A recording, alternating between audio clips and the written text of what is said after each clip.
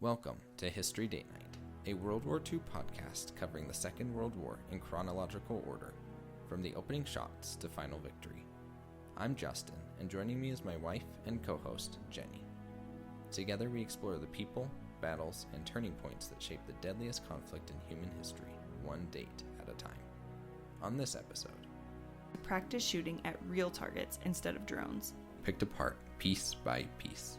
Why hasn't the real fighting started?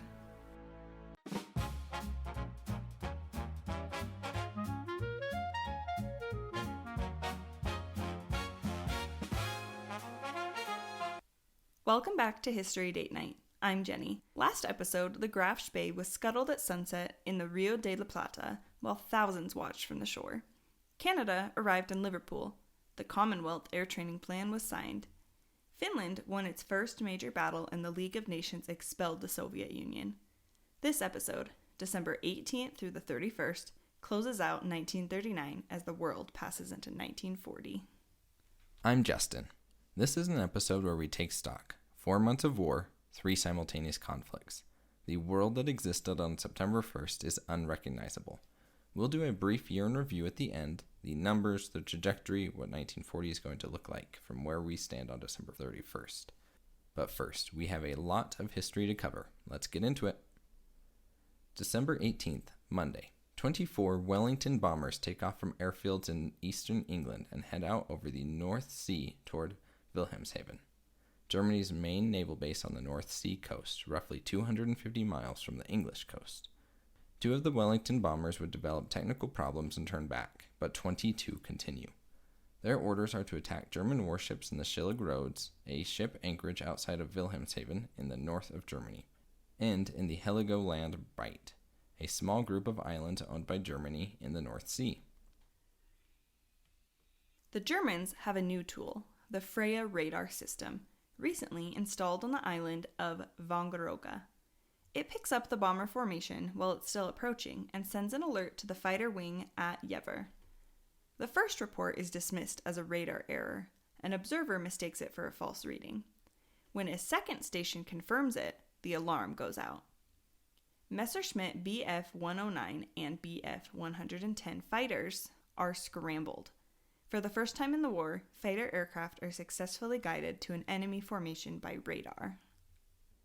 The German fighters find the Wellingtons flying in tight formation at about 11,000 feet over the Bight. Perfect visibility, clear blue sky with bright winter sunlight. Lieutenant Johannes Steinhoff, commanding the 1st German fighter element to make contact, recalls, "We could not have wished for better weather for our first encounter with the RAF." The battle lasts about 30 minutes. When it ends, 12 Wellington bombers have been shot down, and 3 more are forced to make emergency landings. 57 British airmen are dead. The Germans lose 3 fighters, with 4 more badly damaged. Germany claims 34 British aircraft were shot down. Britain only sent 22. Both sides badly overstate enemy losses. It will become a reoccurring theme of airmen throughout the war. But the actual numbers are damning enough. The RAF loses more than half its attacking force in 30 minutes. And the RAF's response to this is instructive. 3 days after the battle, Bomber Command issues Operational Instruction 21. Part of it reads, "With the intention of combining useful training and operations, sweeps will continue to be carried out. If enemy aircraft are encountered, gunners will be able to practice shooting at real targets instead of drones." They are talking about using the next bomber formation as gunnery practice on targets that had just shot down 12 of their own aircraft. As we discussed in the last episode, the RAF's current doctrine held that a tight bomber formation with interlocking defensive fire was essentially invulnerable to fighter attack. The Battle of Heligoland Bight once again proves that this doctrine is wrong. It will take a few more weeks of insisting otherwise before the conclusion becomes undeniable. But what follows, the abandonment of daylight raids over Germany, the shift to night bombing, the area bombing campaigns against German cities that will define the next 5 years, begins here in December 1939 with this and other British bombing attacks against Germany. On December 19th, the war reaches American coastal waters in 2 places at once. The 32,000-ton German passenger line, SS Columbus, one of the largest ships in Germany's merchant fleet, which had been hiding in Caribbean ports since the war began, is intercepted by the British destroyer HMS Hyperion, about 450 miles east of Cape May, New Jersey.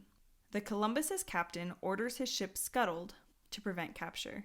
2 crew are killed in the process.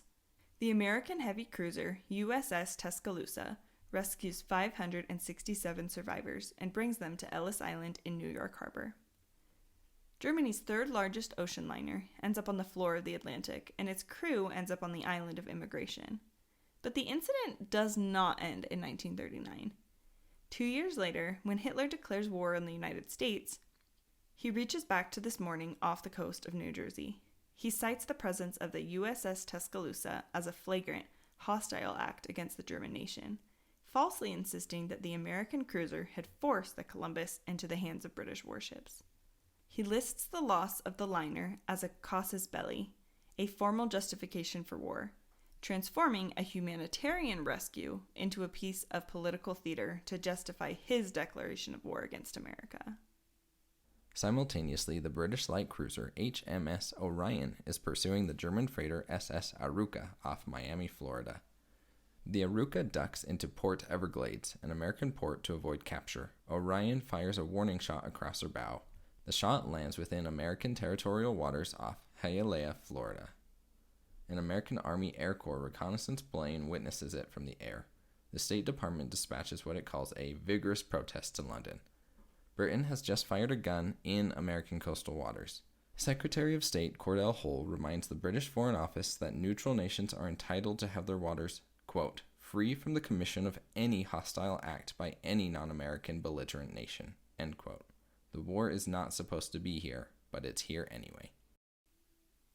And on December 20th, British naval intelligence is boarding the scuttled Graf Spey's wreck in Montevideo harbor and examining something that they described with controlled excitement: a continuously revolving rangefinder on top of the superstructure. It is radar. Britain had no concrete proof until now that German warships carried radar. A British engineer named Derek Bainbridge Bell is flown out to examine it. He can access only the antenna, enough to determine the frequency range, but the confirmation is there. Germany has shipborne radar. The arms race in electronics has just become visible. December 18th, Moscow. Lavrentiy Beria, Stalin's head of the NKVD, the Soviet secret police, orders the first mass deportation of Poles from Soviet-occupied eastern Poland to the Soviet Union. These are not military prisoners. These are Polish families, men, women, children, loaded onto cattle cars in winter and transported thousands of miles east to Siberia, Kazakhstan, and the Arctic North. The deportations happen at night without warning. Families have 1 to 2 hours to gather what they can carry. The cattle cars travel for weeks in temperatures well below freezing, and many people die on the trains. Those who arrive alive find labor camps, collective farms, and gulags. Estimates vary, but between 320,000 and 1.5 million Poles are deported in 4 waves between 1939 and 1941. The Soviet method of erasing Polish national identity is different from the German one, but the outcome is the same. December 19th, in Krakow, Hans Frank writes in his diary. Frank is the Nazi lawyer governing the general government, the German-administered territory of occupied Poland, from Wawel Castle, the royal palace of Polish kings. He writes about the Jewish population of his territory. He writes, "We cannot shoot 2.5 million Jews. Neither can we poison them. We shall have to take steps, however, designed to extirpate them in some way, and this will be done." Frank is not making a public speech or issuing a carefully worded order. He is writing what he actually thinks in private. 3 years later, the answer to the question he poses will be in Auschwitz, 40 miles west of Krakow. On December 26th, in Wawer, a suburb of the eastern outskirts of Warsaw on the right bank of the Vistula River, about 5 miles from the city center. 2 German non-commissioned officers are killed in a bar fight by 2 Polish criminals. The German response: troops go house by house in the neighborhood that night and early the following morning. 107 Polish men and boys are selected at random from their homes, lined up, and shot dead. Not the men who killed the German soldiers. Not people connected to the incident, but random people pulled from their houses in the night because 2 German soldiers died in a bar fight. One of the dead is a 14-year-old boy. The Polish underground names this the Wawer massacre. It is the first mass reprisal against Polish civilians in the occupation of Warsaw. It is not the last. December 21st is Joseph Stalin's 60th birthday, or rather, his official 60th birthday. His actual age is 61 and 3 days, but his real birthday is December 18th, 1878. After Stalin came to power, he changed his birthday to December 21st, 1879, for reasons that historians can really only speculate. Stalin receives congratulatory telegrams from around the world, including one from Adolf Hitler, who wrote, "Best wishes for your personal well-being, as well as for the prosperous future of the peoples of the friendly Soviet Union." Stalin replies that the friendship of the peoples of Germany and the Soviet Union, cemented by blood, has every reason to be lasting and firm. The blood that has cemented his friendship is the blood of the Poles. Prokofiev premieres a cantata called Zdravitsa, meaning a toast, in Moscow the same evening. It is a piece composed specifically in honor of Stalin's birthday. Its text includes lines like, "We sing the glory of him who led us to the light." Prokofiev is one of the Soviet Union's greatest living composers, and because of this piece and others, he will win a Stalin Prize in 1941. While Stalin receives birthday telegrams in Moscow, the soldiers of his army are dying by the thousands in the Finnish forests. By late December, the Finnish 9th Division, operating around Suomussalmi, where the Soviet 163rd Division has been cut off since early December, moves against the Soviet 44th Motorized Division as it tries to push down the Rate Road to relieve the trapped troops. The Finns use submachine guns for close-range work, then go in with grenades and knives. The Finns lay mines, they burn farms to deny shelter, and they do everything possible to stop the Soviets from using anything moderately helpful to them from the Finnish countryside. Soviet tanks are useless on the narrow forest road. Artillery cannot deploy in the dense trees. Air support cannot find targets under the forest canopy. The 163rd Division inside Suomussalmi attempts breakouts on December 24th and 25th, Christmas Eve and Christmas Day, and is pushed back each time. The 44th Division on the relief road is being picked apart piece by piece. On the Karelian Isthmus in the south, the Soviet assault on the Suma sector of the Mannerheim Line continues to fail. By December 21st, the Soviets had lost over 250 tanks in 20 days of fighting. A tank battalion runs out of fuel directly in front of Finnish positions on December 20th and is picked off one by one as its crew have no fuel to move. A Russian tank brigade commander deserts to its Finnish side rather than face his superiors with the news of his losses. On December 21st, Stalin and his defense commissar, Voloshilov, were forced into a major operational reassessment. Large-scale assaults along parts of the front slowed when the Red Army regrouped and reconsidered its tactics. The war that was supposed to last only 12 days is now entering its 4th week. The entire campaign plan has failed. A new plan, new leadership, and new tactics will be needed. The pause begins. Finland gets its breath back for a few weeks. But what comes next will be harder, and the more thoughtful Finnish officers know it. One of them says afterwards, their defeat had been so smashing and one-sided that it was reasonable to assume the Russians too would ask what went wrong, and next time do things better. On December 25th, Christmas 1939, King George VI broadcasts to the British Empire. He speaks slowly, more slowly than usual to manage his stutter, the impediment that defined his unexpected kingship. He says, "The mother country can never be sufficiently grateful to you. We are all members of the great family of nations which is prepared to sacrifice everything that freedom of spirit may be saved." He tells his peoples they are fighting to preserve civilization and must trust in God. His voice is heard clearly in most parts of the world. This is his first Christmas broadcast of the war, and he will give more before this war ends. In Britain, families make the most of their turkey and plum pudding. The historical notes for this describe the holiday with tenderness. There may have been less on the plates, but most families have hoarded sufficient quantities of luxuries like sweets and sugar to ensure a normal belt-loosening feast. Some areas have too much bacon, others not enough butter. Real hardship is described as no worse than in peacetime.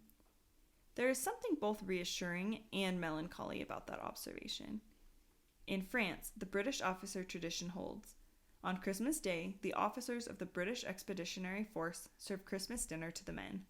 Colonels and majors carry plates and ladle soup in French farmhouses, while the phony war continues along the Belgian border. The mood was, quote, at once relaxed and uneasy. Nobody can answer the big question, why hasn't the real fighting started? In Germany, Hitler spends Christmas visiting troops along the Siegfried Line, Germany's defensive fortifications along the French border, and joining in their celebrations.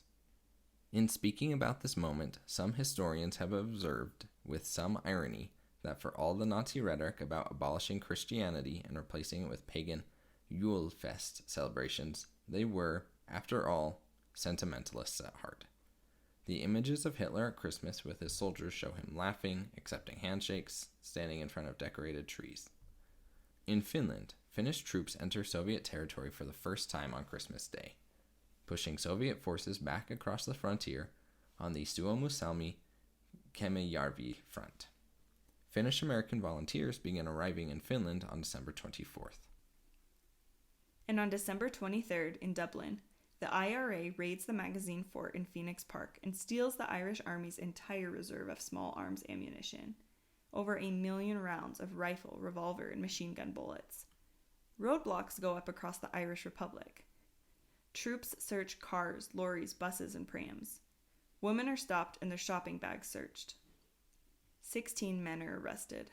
Most of the ammunition is recovered in the following days, including 2 half-ton hulls in County Kildare.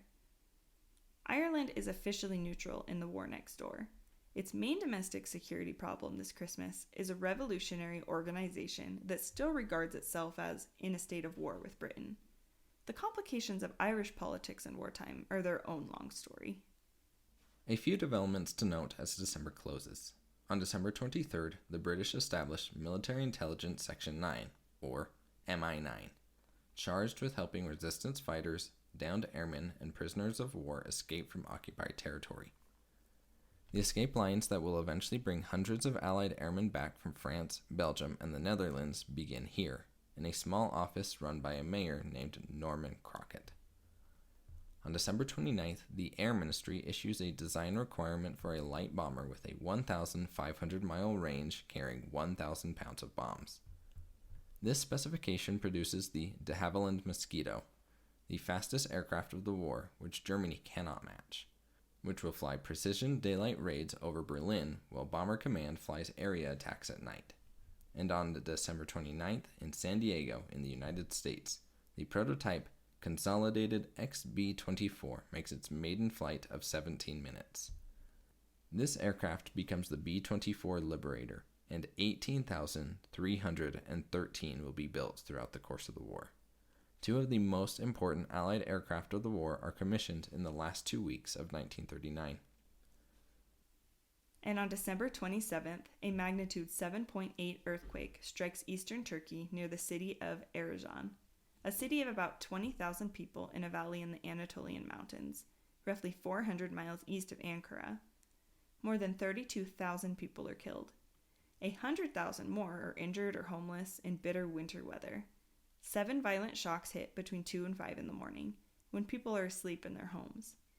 It is the worst natural disaster of 1939, and it happens in the same month as the worst fighting of the Winter War, the same week as the Vávar massacre, the same fortnight as everything else. The world's problems are not all the war's fault, but the war just makes it harder to pay attention to the ones that aren't. December 31st, 1939. New Year's Eve across Europe is the quietest in living memory. In Britain, the blackout means no public celebrations. The famous statue of Eros at Piccadilly Circus in central London, the winged figure that normally looks out over one of the most brightly lit intersections in Europe, stands in darkness. Police arrest people who shine torches on it just to see it. In Paris, the celebrations are muted and private. In Germany, people gather in their homes with the windows shuttered against the blackout. Hitler makes his New Year address. He says, "We shall only talk of peace when we have won the war. The Jewish capitalist world will not survive the 20th century. He looks forward to a new Europe under German leadership, liberated from what he calls British tyranny. Goering tells his Luftwaffe that they will unleash against Britain such an onslaught as has never been known in the history of the world. Goebbels is more measured. His message to the German people for the new year is simply, 1940 will be a hard year and we must be ready for it. Francisco Franco, Spain's dictator, tells his people in a New Year's broadcast to, quote, close the mouths of grumblers and not permit the enemies of the state to take advantage of the situation. Spain fought its civil war only months ago. It is not ready for another one. Japan and the Soviet Union signed an accord on fishing rights this day. The Dow Jones Industrial Average closes the year at 150.24, down 2.92%. Markets went up when the war started, investors expecting American industrial orders, and then the reality of what this war is settled in. Here are the year-end numbers.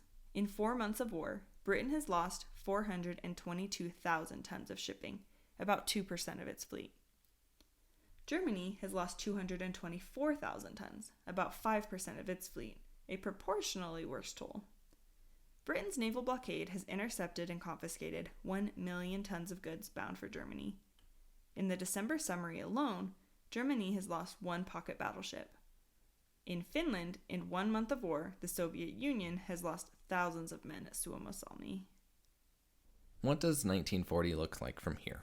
Well, Finland is fighting for its life. The French border is quiet, but Germany is planning to attack in spring, and Manstein's Ardennes plan is still fighting for attention against the conventional approach through Belgium. Norway is about 5 months from invasion.